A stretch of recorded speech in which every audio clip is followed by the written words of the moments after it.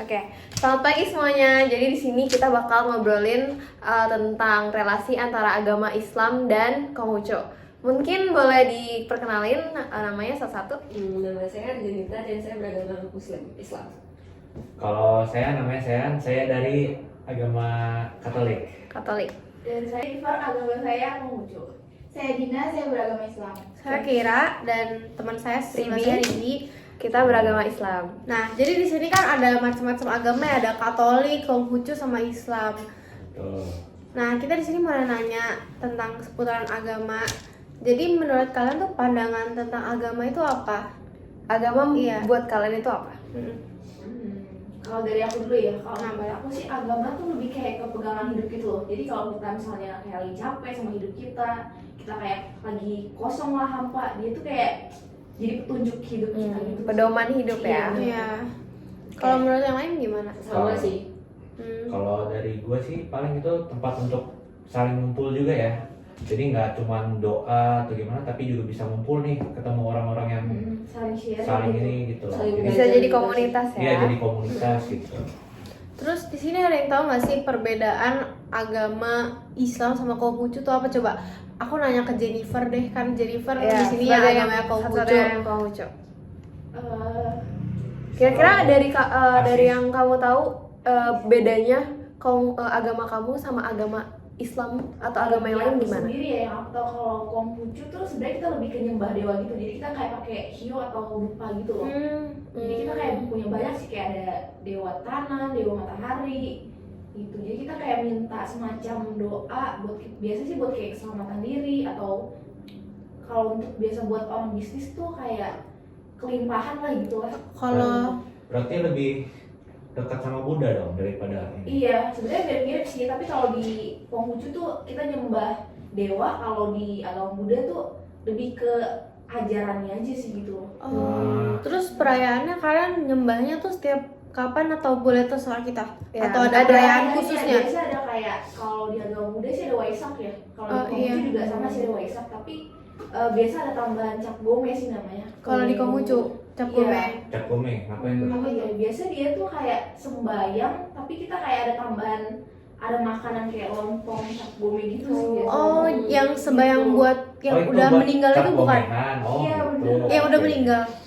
Bukan, Oh. itu beda lagi, itu namanya Cengbeng ya. Oh, iya. Oh, sembayang luhur Berarti gitu. untuk agama Konghucu itu nggak ada rutinitas ibadahnya ya seperti Islam. Iya, beda sih. Paling di hari-hari tertentu aja. Terus Berarti untuk, hanya untuk hari-hari tertentu. Iya, benar.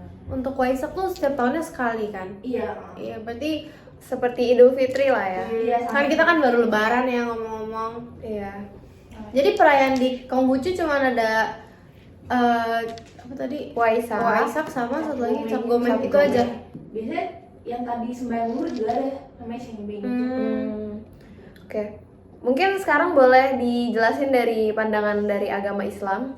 Kalau Islam sendiri dia lebih kayak ibadahnya sehari itu 5 kali, nggak kayak Katolik kan cuma di Konghucu. iya Konghucu kan cuma di hari-hari tertentu saja, tapi kalau Islam sendiri itu seharinya 5 kali. Dan kita juga ada di hari-hari tertentu, di bulan-bulan tertentu yang menambahkan sedikit ibadah kita, kayak di bulan suci Ramadan kayak ada tarawih kan, terus kayak ada sholat Idul tasbih, Fitri. Idul Fitri gitu di Terus hari banyak juga kayak sholat sunnah lainnya. Semisal kayak lagi kemarau banget nih, terus kayak kita tuh pengen dikasih hujan, kita juga ada yang namanya sholat hujan, sholat minta hujan gitu. Iya sih. Ya jadi sholat gunanya tuh kapanpun kita mau bisa ya. Kalau misalnya Katolik sendiri, Kalau dari Katolik sih kita ada yang namanya sakramen Ekaristi ya. Jadi itu pas Sabtu sore sama Minggu pagi sama Minggu sore gitu. Itu untuk normalnya. Tapi kalau kita ada event-event juga nih, misalnya kayak Paskah atau Natal, kita juga ngerayain tuh. Gitu. Jadi ada kayak Kamis Putih gitu ya. Iya, Abu-abu. itu ada abu-abu juga ada. terus kalau untuk Natal sendiri tuh perayaannya gimana? Perayaannya tuh ya kayak Natal biasa. Nggak usah Hanya kita kayak tuh ke gereja ada doa. ibadah, ke gereja, nyanyi, doa. Iya, benar. Nyanyi ya? Biasa. Iya, Nyanyi, iya. ada khotbah gitu. Hmm. Oh, ada khotbahnya juga, iya. benar. Mirip ya berarti sama. tahu nih. Bagus. Berarti karena kalian udah tahu nih agama masing-masing pandangannya gimana. Menurut kalian relasi antara agamanya itu gimana? Kayak hubungan antara agama Konghucu dan agama Katolik dan agama Islam, kayak misalnya hubungan kalian itu kayak saling toleransi atau bagaimana, dan bentuknya itu seperti apa biasanya yang kalian tahu? Jujur kayak Toleransi rukun aja sih, terus sama saling apa ya, kayak saling belajar aja gitu, kayak perbedaannya itu gimana, jadi saling tahu. ya jadi kayak saling bantu juga sih. Kira-kira ada peristiwa tertentu yang kalian tahu yang menunjukkan toleransi antara agama yang berbeda nggak? Gampangnya dari masjid aja sih. Gimana dari kayak kita mau ibadah aja sih, kayak nggak dilarang atau nggak dipersulit gitu. Mention yang ini. Atau misalnya nih, Istiqlal. misalkan Oh, nih misalnya masjid lagi sholat Jumat gitu kan, ya di depan nggak boleh rame-rame gitu loh. Jadi Jadi kayak nggak ada yang jadi nggak salah terlalu sholat bising atau atau apa gimana gitu, berusaha Karena kalau lebih kayak- mungkin lah. buat yang agama muslim misalnya lagi ada puasa, kita juga kayak nggak makan di depannya gitu loh, kita kayak menghargai aja. Berusaha aja. Iya. Nah, terus kan dari yang kalian ngomong tuh, dari yang aku dengar kan kayak lebih banyak agama lain nih toleransi ke muslim. Nah, kalau muslim sendiri toleransi ke agama lain tuh gimana? Mungkin pas di hari nyepi Oh gitu. itu bisa sih, kayak Oh, kayak di Bali kan ya, kan ada budaya nyepi segala macam tuh hari nyepi ya kan, kita saling menghargai aja untuk tidak berisik gitu, karena kan dia benar-benar kayak di dalam rumah gitu kan, jangan kan Bener-bener berisik nggak kayak boleh masih keluar. nyalain lampu gitu kan nggak boleh katanya ya.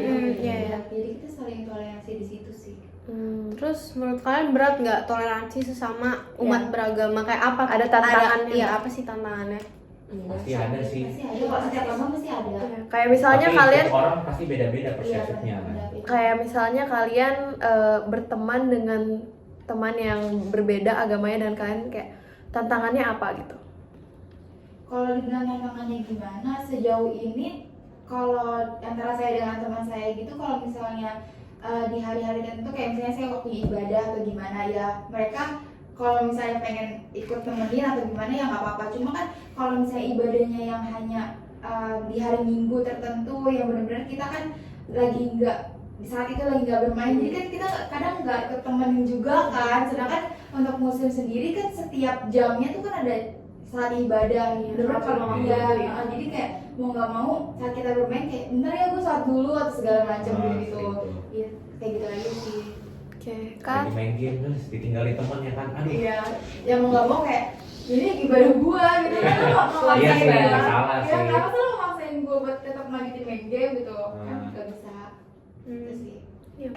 Oke, jadi kan kita tadi udah ngobrol seputaran tentang agama Islam dan Konghucu. Sekarang saya mau nanya nih tentang rumah ibadahnya, yaitu kelenteng. kami Nah, sudah mengirimkan gambar, Iya. boleh dicek.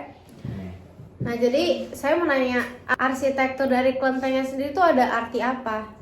Sebenarnya sih dari arsitekturnya tuh nggak cuma di keindahannya doang ya, kayak estetika, tapi ada maknanya juga sih. Ya. Kalau dari depannya itu warnanya merah, itu karena merah kan membawa keberuntungan ya. Biasa kalau di China tuh sebutnya Ong, jadi mana artinya keberuntungan, jadi kayak berharap membawa keberuntungan. Nah, terus ada ornamennya naga, terus ada dewa-dewanya.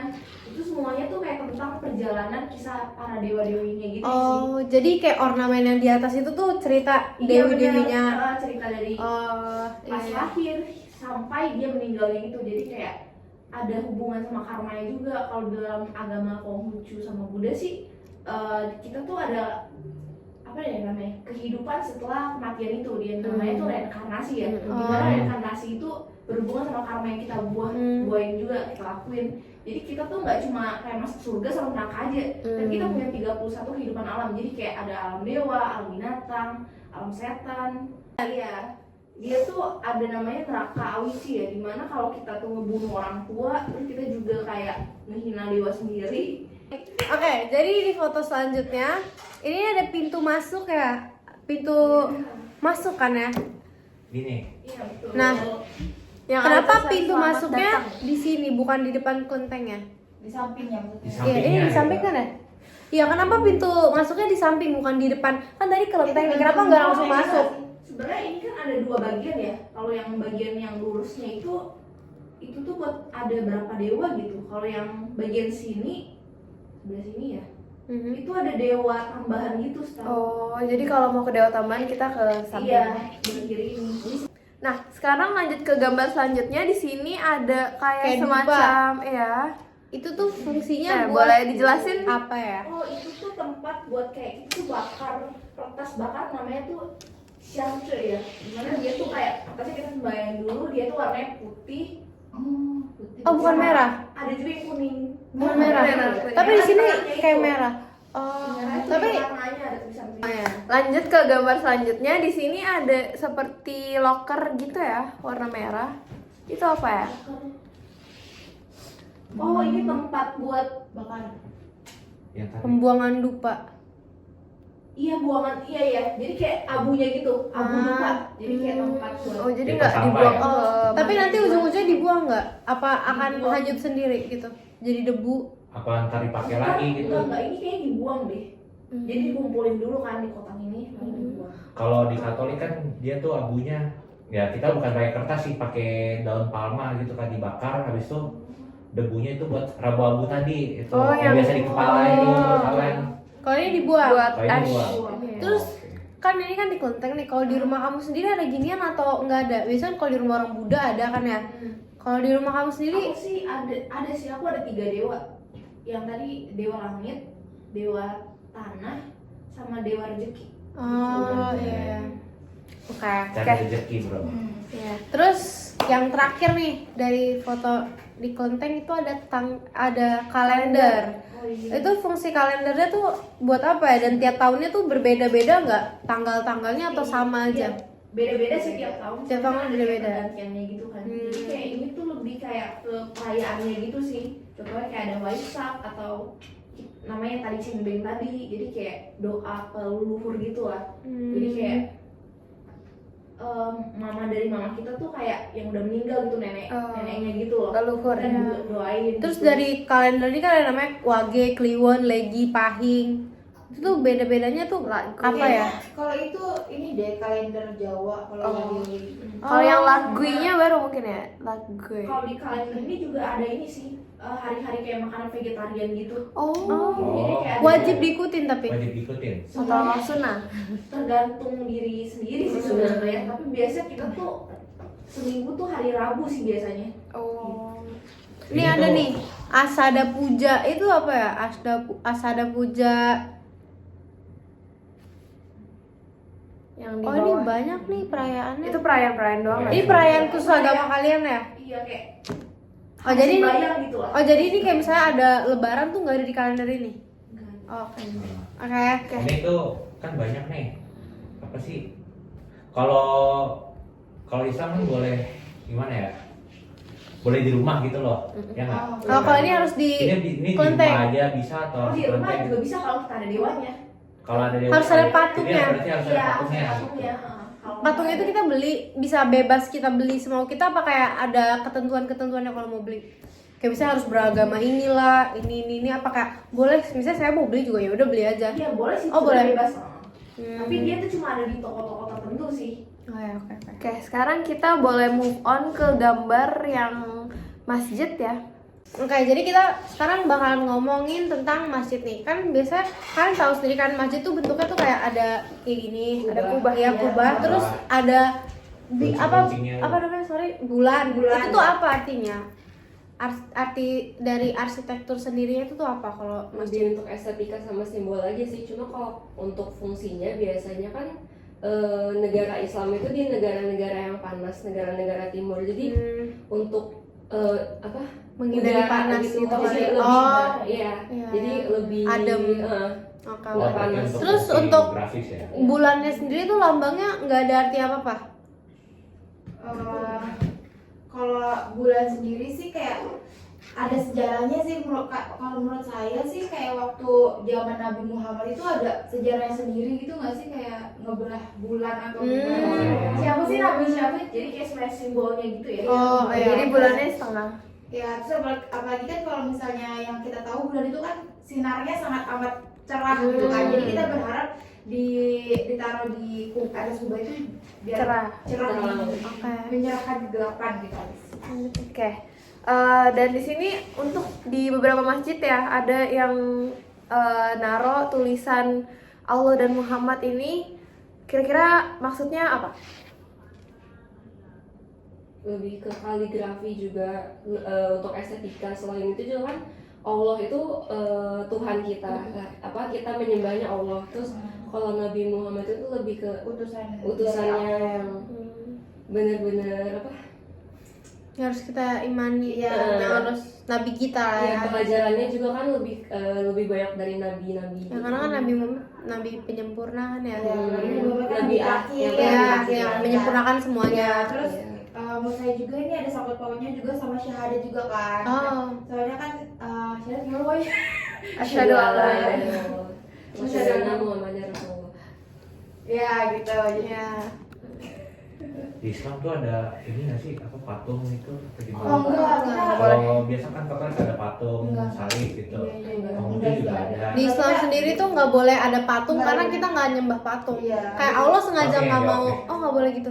Ya nggak apa-apa sih. Boleh aja sih. Oh kayak kan apa sengaja nggak nunjukin dirinya tuh karena takutnya kalau udah tunjukin itu tuh kita malah nyembah patungnya bukan Allahnya, jiwanya. Oh, gitu. Jadi kita juga nggak ada yang tahu bentuk atau Allah itu gimana. Iya, gendernya Bahkan Nabi pun kita Nabi nggak aja tahu. kita tuh nggak tahu mukanya itu gimana. Iya, makanya kayak kalau ada film atau yang kisah Nabi itu kan Mukanya mukanya sih cahaya.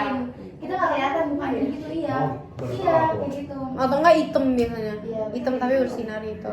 Ditutupin muka. Hmm. Lain kali bisa nonton film tentang Nabi ini.